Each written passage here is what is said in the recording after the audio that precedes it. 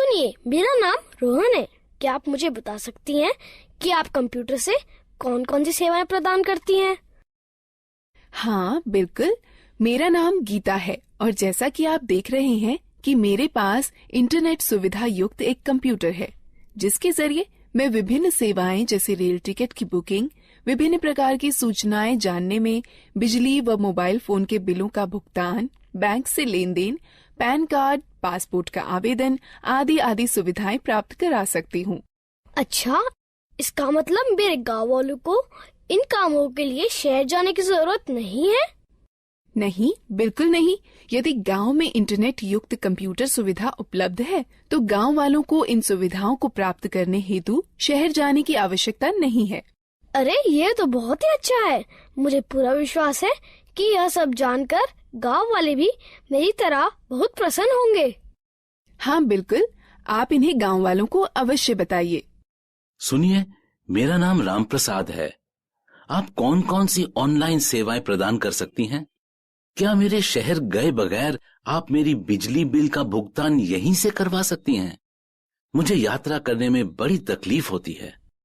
हाँ बिल्कुल, आप इतनी दूर गए बगैर अपना बिजली का बिल भुगतान यहीं से कर सकते हैं। ऐसा है तो ये मेरे लिए बहुत ही सुविधाजनक होगा। क्या आप कंप्यूटर के जरिए फसल के बाजारू भाव भी बता सकती हैं? हाँ बिल्कुल, मैं कंप्यूटर पर इंटरनेट के जरिए वर्तमान में फसल के भाव भी बता सकती हूँ। यह तो आश्चर्यजनक है कि हम ये सारी सुविधाएं गांव में भी प्राप्त कर सकते हैं।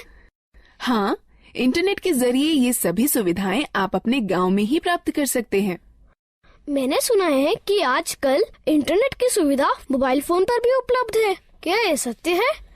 हाँ रोहन, न केवल मोबाइल फोन बल्कि आजकल लोग स्मार्टफोन अथवा टैबलेट पर भी इंटरनेट कनेक्शन का उपयोग बहुत सारे कामों के लिए करते हैं।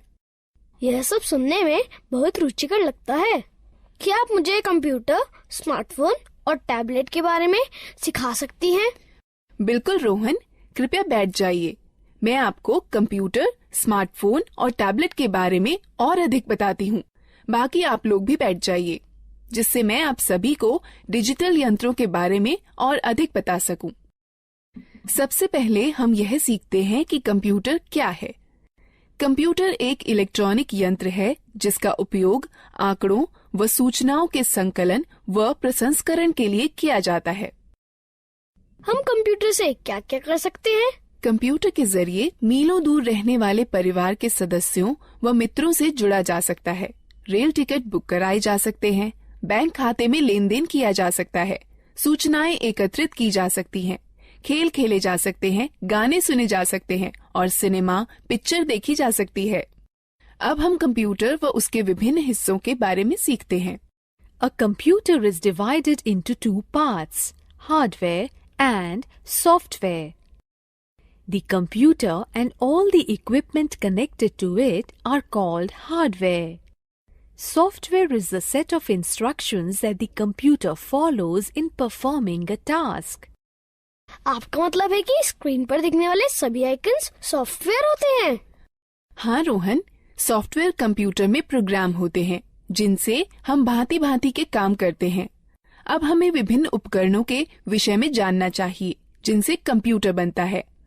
कंप्यूटर के 3 अंग होते हैं। पहला इनपुट डिवाइस, दूसरा प्रोसेसिंग डिवाइस, तीसरा आउटपुट डिवाइस। जैसे एक ट्रैक्टर को चलने के लिए डीजल अथवा पेट्रोल की आवश्यकता होती है, ठीक उसी तरह कंप्यूटर में डाटा भरने, निर्देश अथवा सूचनाएं संकलित कर विभिन्न कार्य करने के लिए उपकरणों की आवश्यकता होती है। Devices which are used to insert data, instructions or information into a computer are called input devices.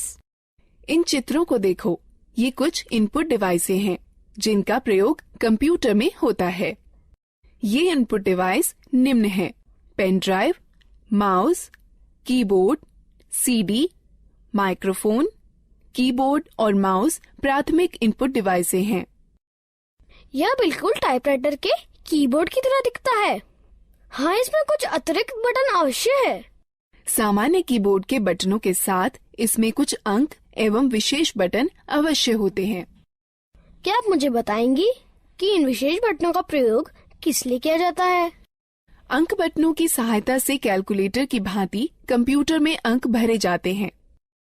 Navigational button मार्गदर्शक बटन होते हैं जो मॉनिटर पर पेज देखने में सहायक होते हैं। प्रोग्राम में पेज अप बटन विषय के दिखने वाले भाग और कर्सर को स्क्रीन पर आगे बढ़ाता है। प्रोग्राम में पेज डाउन बटन विषय के दिखने वाले भाग और कर्सर को स्क्रीन पर पीछे करता है। प्रोग्राम में होम बटन कर्सर को विषय के आरंभ में ले जाता है। प्रोग्राम में एंड बटन कर्सर को विषय के अंतिम लाइन में ले जाता है। प्रोग्राम में ये तीनों बटन संपादन बटन कहे जाते हैं जो कंप्यूटर में पठनीय विषय में संशोधन करने में सहायक होते हैं। ज्यादातर लेख संपादन प्रोग्रामों इंसर्ट बटन का प्रयोग किसी लेख में शब्दों को भरने और लिखावट पर शब्दों के पुनर्लेखन में होता है। डिलीट बटन लेख संपादन प्रोग्रामों में एक एक कर अक्षर दाईं ओर मिटाता है। बैकस्पेस बटन लेख संपादन प्रोग्रामों में एक एक कर अक्षर बाईं ओर मिटाता है। ये 4 बटन किस काम के लिए प्रयोग किए जाते हैं? ये चारों बटन दिशा निर्देशक बटन कहलाते हैं। ज्यादातर लेख संपादन प्रोग्रामों में ऊपर की तरफ तीर के निशान वाला बटन कर्सर को स्क्रीन पर ऊपर की ओर ले जाता है। ज्यादातर लेख संपादन प्रोग्रामों में नीचे की तरफ तीर के निशान वाला बटन कर्सर को स्क्रीन पर नीचे की ओर ले जाता है। ज्यादातर लेख संपादन प्रोग्रामों में बाईं की तरफ तीर के निशान वाला बटन कर्सर को स्क्रीन पर बाईं की ओर ले जाता है। ज्यादातर लेख संपादन प्रोग्रामों में दाईं की तरफ तीर के निशान वाला बटन कर्सर को स्क्रीन पर दाईं की ओर ले जाता है। क्या तुम F1 से F12 तक के बटनों को देख रहे हो? यह बटन फंक्शन बटन कहलाते हैं। यह बटन कंप्यूटर पर सक्रिय प्रोग्राम के अनुसार निर्दिष्ट किए गए विशेष कार्य को निष्पादित करते हैं। ज्यादातर प्रोग्रामों में एस्केप बटन चल रही प्रक्रिया समाप्त कर देता है। कंट्रोल और अल्टरनेट बटन क्रिया परिवर्तन बटन है जो ज्यादातर प्रोग्रामों में विशिष्ट कार्य और माउस की क्रिया को या तो परिवर्तित कर देते हैं या तो बढ़ा देते हैं। विंडो बटन विंडोज के स्टार्ट मेनू को सक्रिय कर देता है। यह बिल्कुल वैसे ही होता है जैसे कि टास्क बार के स्टार्ट बटन पर क्लिक करने से होता है। अब तक हमने कीबोर्ड के विभिन्न बटनों के बारे में सीखा। अब हम माउस के बारे में सीखते हैं। माउस एक दिखाने, निर्देशन करने वाला यंत्र है जिसका प्रयोग कंप्यूटर स्क्रीन पर दिखने वाले विषय आइकन्स को इंगित कर उनसे परस्पर संबंध बनाने में होता है। आप देखेंगे कि जैसे ही माउस चलाया जाता है वैसे ही माउस चलाए जाने की दिशा में एक छोटा तीर स्क्रीन पर चलता है। इस तीर को पॉइंटर कहते हैं। पॉइंटर की सहायता से कंप्यूटर को प्रक्रिया के लिए डाटा व निर्देश उपलब्ध कराए जा सकते हैं। माउस पर 2 बटन भी होते हैं, बायां बटन और दायां बटन। माउस के दोनों बटनों के बीच में एक घूमने वाला चक्का भी होता है जिसकी मदद से प्रलेख या डॉक्यूमेंट और वेब पेज पर आसानी से चला जा सकता है। ये माउस द्वारा किए जा सकने वाले कुछ कार्य हैं। माउस के बाएं बटन को एक बार दबाकर स्क्रीन पर किसी प्रोग्राम को चुना जा सकता है। माउस के बाएं बटन को लगातार 2 बार बिना किसी अंतराल के दबाकर क्लिक कर किसी प्रोग्राम के अंदर प्रवेश किया जा सकता है। माउस के दाएं बटन को दबाए जाने पर इंडेक्स मेनू खुलेगा। घूमने वाला चक्का स्क्रीन पर पेज को ऊपर नीचे खिसकाने में हमारी सहायता करता है। जिस तरह दानों से भूसी निकालने या गेहूं को पीसने में ग्राइंडिंग मिल एक प्रोसेसिंग मशीन की तरह काम करती है, उसी तरह कंप्यूटर में वह यंत्र जो डाटा संग्रहण और संरक्षण को नियंत्रित करते हैं वह प्रोसेसिंग डिवाइस कहलाते हैं। कंप्यूटर प्रोसेसर या सीपीयू प्रोसेस की जाती है, फिर कंप्यूटर की मेमोरी या आरएएम में संरक्षित की जाती है। जिस तरह दानों से भूसी निकालने या गेहूं को पीसने में ग्राइंडिंग मिल एक प्रोसेसिंग मशीन की तरह काम करती है, जिस तरह अनाज और भूसे को अलग अलग करने वाला थ्रेशर एक आउटपुट मशीन है, उसी तरह कंप्यूटर के साथ परिणाम को दिखाने के लिए जो यंत्र प्रयोग में लाए जाते हैं उन्हें आउटपुट यंत्र कहते हैं। मॉनिटर एक बहुत ही सामान्य आउटपुट यंत्र है। मॉनिटर स्क्रीन है जिसका प्रयोग आउटपुट जैसे शब्दों, अंकों व चित्रों को देखने में होता है। मॉनिटर दो तरह के होते हैं, कैथोड रे ट्यूब और flat panel display. Printer computer से प्रसंस्कृत डाटा लेता है जिसे सॉफ्ट कॉपी कहते हैं और उसे छापकर निकालता है जिसे हार्ड कॉपी कहते हैं। कंप्यूटर पर दिखने वाले किसी चित्र या लेख को सॉफ्ट कॉपी कहते हैं तथा उसी के छपे हुए को हार्ड कॉपी कहते हैं। प्रिंटर तीन तरह के होते हैं, इंकजेट प्रिंटर, लेजर प्रिंटर और डॉट मैट्रिक्स प्रिंटर। स्पीकर एक आउटपुट यंत्र जिसके द्वारा हम आवाज सुनते हैं। स्पीकर के बिना हम गाने अथवा आवाज विषयों आदि को सुन नहीं सकते। हेडफोन कंप्यूटर से आवाज आउटपुट देता है। ये स्पीकर की तरह होते हैं किंतु इन्हें कानों पर पहना जाता है, इसलिए एक समय में केवल एक ही व्यक्ति आउटपुट सुन सकता है। प्रोजेक्टर एक आउटपुट यंत्र है जिससे किसी लेख या चित्र को समतल स्क्रीन पर दिखाया जाता है। अधिकतर प्रोजेक्टर का प्रयोग सम्मेलनों में या प्रस्तुतिकरण में होता है जिसके द्वारा प्रदर्शित होने वाले कई लोग एक साथ देख सकते हैं। अब तक हमने कई तरह की इनपुट प्रोसेसिंग व आउटपुट डिवाइसों के बारे में जाना है। अब हम लोग मजेदार गतिविधि में भाग लें। प्रत्येक प्रश्न के लिए सही विकल्प चुनें। सही है, अच्छा प्रयास।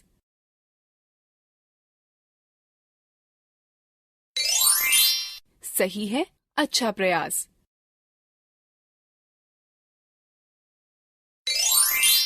सही है, अच्छा प्रयास। सही है, अच्छा प्रयास।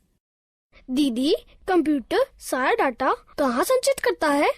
जिस तरह तुम्हारा दिमाग बहुत सी आवश्यक चीजों को याद रखने में तुम्हारी मदद करता है, उसी तरह कंप्यूटर डाटा संचित करता है जिसे कंप्यूटर मेमोरी कहते हैं।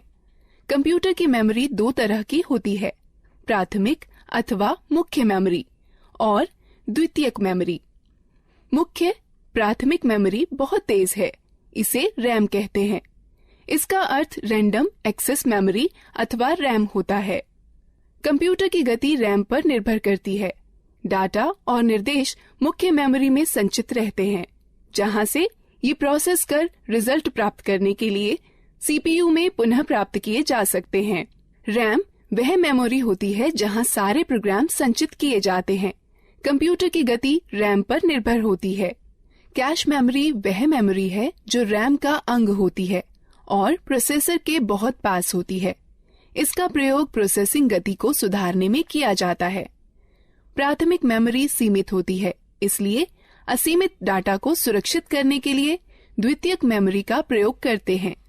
चूंकि कंप्यूटर द्वितीयक मेमोरी पर सुरक्षित डाटा को सीधे प्रोसेस नहीं कर सकता, अतः प्रोसेस करने के लिए पहले रैम पर उसकी नकल तैयार की जाती है।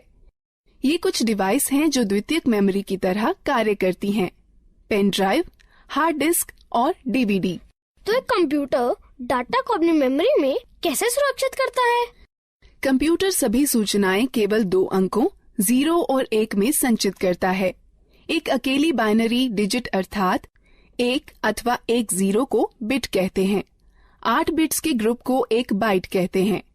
इस सारणी को देखो, इसमें बिट्स और बाइट्स के बीच के संबंध को दिखाता है।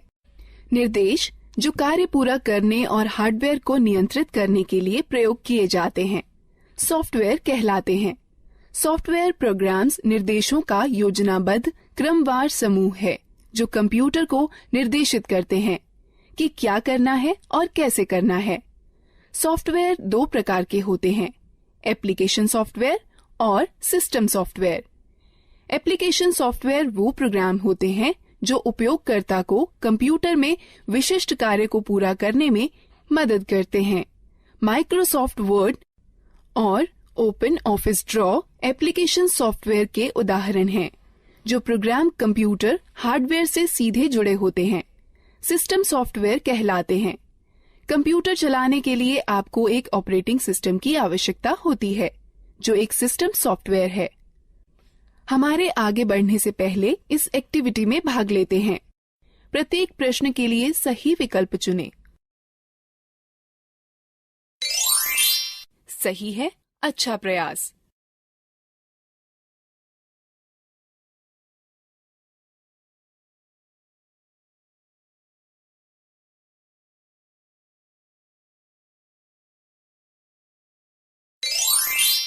सही है, अच्छा प्रयास।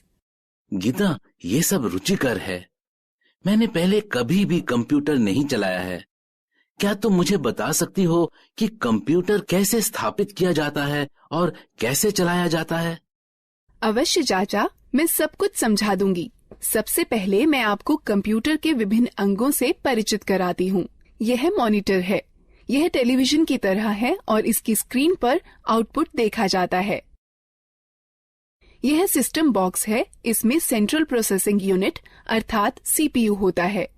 यह सीपीयू ही कंप्यूटर का मुख्य दिमाग होता है। यह कीबोर्ड और माउस हैं। यह दोनों इनपुट डिवाइस हैं, जिसके द्वारा कंप्यूटर में डाटा भरा जाता है। कंप्यूटर को जोड़ने के लिए सबसे पहले उसे मेज पर रखिए। तब सिस्टम बॉक्स के बगल में मॉनिटर रखिए। सिस्टम बॉक्स के पीछे का भाग देखिए। इसमें विभिन्न डिवाइसें जोड़ने के लिए खांचे बने हैं, जिन्हें पोर्ट कहते हैं। अब इस तरह से मॉनिटर सिस्टम से जोड़ा जाता है। सिस्टम बॉक्स वीडियो पोर्ट को वीजीए पोर्ट कहते हैं। इससे मॉनिटर को जोड़ने वाले तार को वीजीए केबल कहते हैं। वीजीए केबल के एक सिरे को सिस्टम के वीजीए पोर्ट से तथा दूसरे को मॉनिटर से जोड़ा जाता है। कीबोर्ड दो प्रकार के कनेक्टर वाले होते हैं, PS2 कनेक्टर अथवा USB कनेक्टर। कीबोर्ड को कनेक्ट करने के लिए उसके कनेक्टर को सिस्टम के उपयुक्त पोर्ट में जोड़ा जाता है। माउस 3 प्रकार के कनेक्टर वाले होते हैं, PS2 कनेक्टर, USB कनेक्टर अथवा सीरियल कनेक्टर। माउस को कनेक्ट करने के लिए उसके कनेक्टर को सिस्टम के उपयुक्त पोर्ट में जोड़ा जाता है। उसी तरह यदि आप प्रिंटर को जोड़ना चाहते हैं तो उसके कनेक्टर, जो इन दो में से किसी एक प्रकार का हो सकता है, समानांतर पोर्ट अथवा USB पोर्ट को सिस्टम के उपयुक्त पोर्ट में जोड़ दें। अब हम कंप्यूटर को बिजली के मेन बोर्ड से कैसे जोड़ सकते हैं? कंप्यूटर 2 बिजली सप्लाई के तारों के साथ आता है। एक बिजली सप्लाई तार को सिस्टम यूनिट के बिजली सप्लाई प्लग में तथा दूसरे तार को मॉनिटर के पोर्ट से प्लग करें।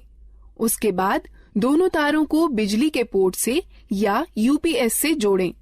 क्या आप हमें दिखा सकती हैं कि कंप्यूटर को कैसे जोड़ते हैं? बिल्कुल। कंप्यूटर चालू करने के लिए निम्न कार्यवाहियों का अनुसरण करें। पहले सिस्टम यूनिट व मॉनिटर दोनों की बिजली सप्लाई चालू करें। तब सिस्टम यूनिट का पावर बटन दबाकर उसे चालू करें व मॉनिटर का पावर बटन दबाकर उसे चालू करें। अब कुछ क्षण इंतजार करें और देखें कि मॉनिटर पर डिस्प्ले आने लगा है। इसे बूट स्क्रीन कहते हैं। धीरे धीरे सभी सॉफ्टवेयर लोड हो जाएं तो कंप्यूटर प्रयोग के लिए तैयार है। धन्यवाद गीता। पहली बार न केवल कंप्यूटर को देखा है बल्कि उसे चालू करना भी सीखा है। हाँ, कंप्यूटर के विषय में यह सब बताने के लिए धन्यवाद दीदी। अब क्या आप हमें मोबाइल फोन व टैबलेट के बारे में भी बता देंगी? बिल्कुल रोहन, मैं तुम्हें सिखाऊंगी कि मोबाइल फोन व टैबलेट कैसे चलाते हैं। हाँ, मैं भी इन चीजों के बारे में सीखना चाहता हूँ। पहले हम मोबाइल फोन व टैबलेट के विभिन्न अंगों, कार्यों व उपयोगों के बारे में जानते हैं। जैसे आप जानते हैं कि बेसिक मोबाइल फोन एक ऐसा यंत्र है जिससे आप कॉल कर सकते हैं, कॉल प्राप्त कर सकते हैं व मैसेज लिखकर भेज सकते हैं व प्राप्त कर सकते हैं। आधुनिक मोबाइल फोनों में कई तरह की विशेषताएं होती हैं, जैसा कि इंटरनेट, खेल, कैमरा, वीडियो गेम और मार्ग निर्देशन प्रणाली। यह फोन स्मार्टफोन कहलाते हैं। कुछ मोबाइल फोनों में 2-2 सिम कार्ड एक साथ ही फिट हो जाते हैं। इन्हें डुअल सिम फोन कहते हैं। फोन के विभिन्न अंगों को देखें।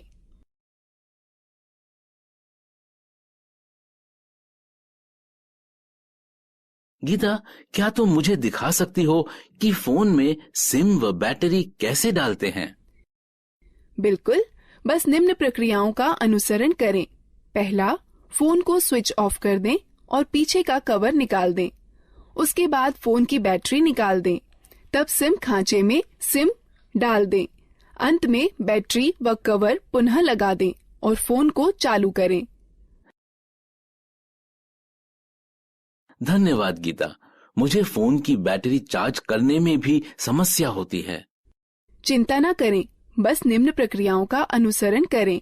पहला, चार्जर को दीवार पर बिजली के बोर्ड में लगाएं। तब चार्जर को फोन में लगाएं।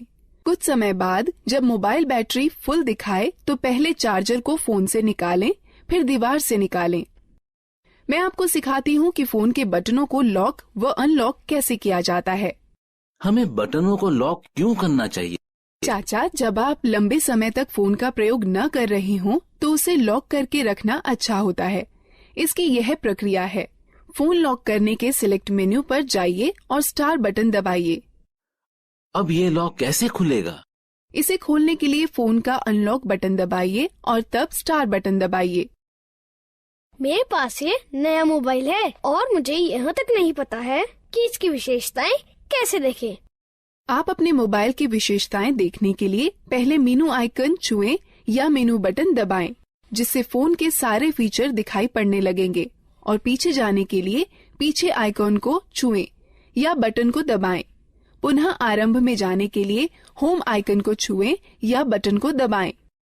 बेसिक फोन अथवा टच स्क्रीन फोन रिंगटोन घंटी बदलने के लिए निम्न प्रक्रिया अपनाएं। बेसिक फोन के लिए पहले मेनू चुनें, फिर सेटिंग, तब टोन चुनें और फिर खिसक कर रिंगटोन पर जाएं। तब गैलरी खोलने के लिए खिसक कर गैलरी पर जाएं, जहां पर कई रिंगटोनों की सूची दिखाई देगी। अब आप अपनी इच्छा अनुसार टोन का चयन कर सकते हैं। टच स्क्रीन फोन रिंगटोन बदलने की प्रक्रिया। पहला, होम आइकन को छुएं, फिर मेनू आइकन को छुएं, फिर पर्सनलाइजेशन सेटिंग्स आइकन को छुएं, फिर सेटिंग आइकन को छुएं, फिर प्रोफाइल सेटिंग आइकन को छुएं। तब रिंगटोन या नोटिफिकेशन रिंगटोन आइकन को छुएं। तब रिंगटोन की सूची में खिसक कर अपनी इच्छानुसार रिंगटोन चुनें। तब ठीक ओके आइकन को छुएं। मैं अपने फोन में अलार्म सेट करना चाहता हूँ। क्या सुबह जल्दी अलार्म सेट करने में आप मेरी मदद कर सकती हैं? निम्न प्रक्रिया से आप स्वयं कर सकते हैं। बेसिक फोन के लिए पहले मेनू में अनुपयोग चुनें, फिर अलार्म घड़ी, उसके पश्चात अलार्म का समय सेट करके सेव चुनें, फिर खिसक कर रिंगटोन पर जाएं। यदि आप अलार्म को दोहराना चाहते हैं तो चयन के विकल्प में जा दोहराना, फिर दिनों का चयन कर संपन्न चुनें। टच स्क्रीन फोन में निम्न प्रक्रिया अपनाएं। पहले मेनू को छुएं, तब घड़ी को छुएं, तब अलार्म को छुएं, अलार्म का समय सेट करके सेव चुनें।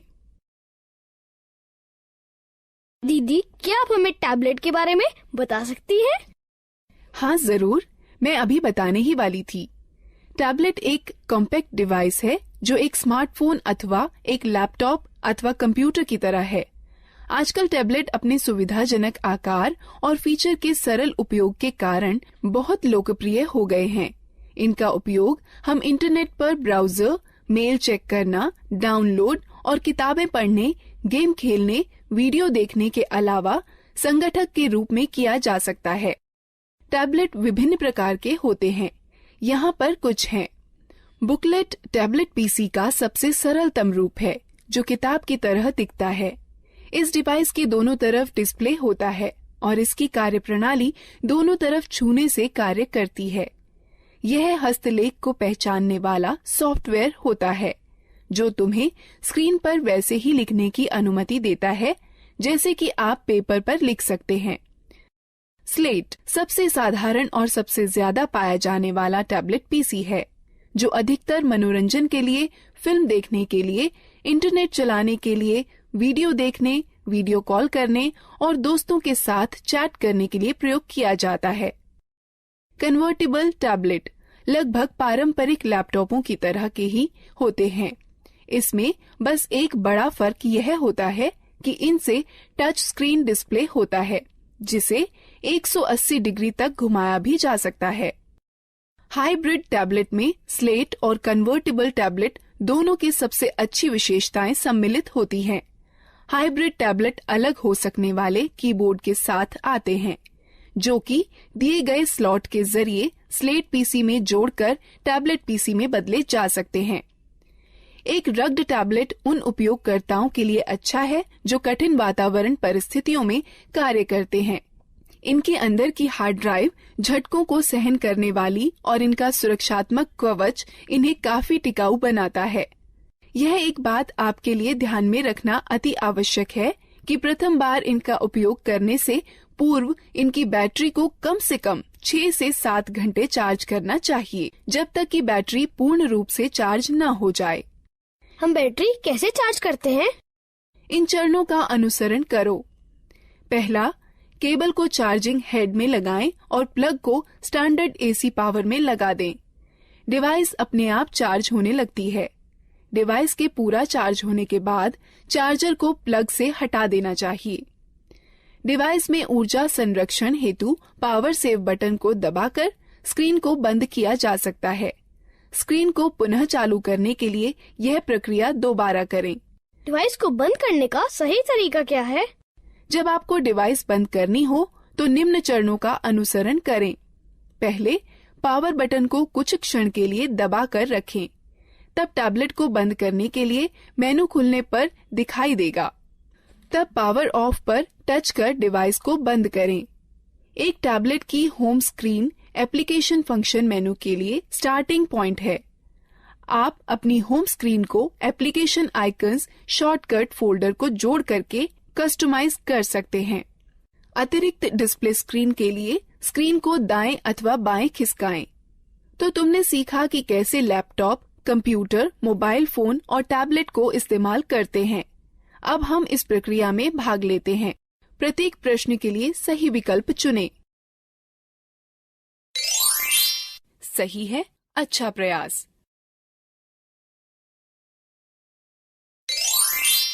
सही है, अच्छा प्रयास। सही है, अच्छा प्रयास। सही है, अच्छा प्रयास।